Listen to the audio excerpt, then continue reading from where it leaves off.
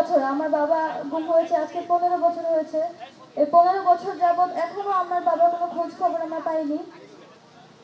Interim সরকারের 1 বছর পার হয়ে গিয়েছে। আমরা অনেক আশায় ছিলাম এবং আমরা এখানে যারা যারা আছি, আমরা গুম পরিবার অনেকেই আছি এখানে, আমরা সকলের মধ্যে একই আশা এখনো রয়েছে যে আমাদের স্বজনদেরকে আমরা ফিরে পাবো, আমার বাবাকে আমরা ফিরে পাবো। এই আশা নিয়ে আমরা সবাই এখানে এক হয়েছি এবং অবস্থান করছি। কিন্তু 15 বছর পরেও যখন আমার বাবাকে ফিরে পাচ্ছি না, আমাদের এই অনুভূতি আমরা কিভাবে ব্যক্ত করব? আমি এবার এইচএসসি পরীক্ষা দিয়েছি, কিন্তু আমার বাবা আমার পাশে ছিল না। আমি এরকম হয়েছে যে পরীক্ষার মাঝখানে পরীক্ষা দিয়ে আমি বাবার সন্তানের জন্য চিন্মন্ত্রী সম্মেলনে একটা অনুষ্ঠান হয়েছিল, সেখানে গিয়েছি।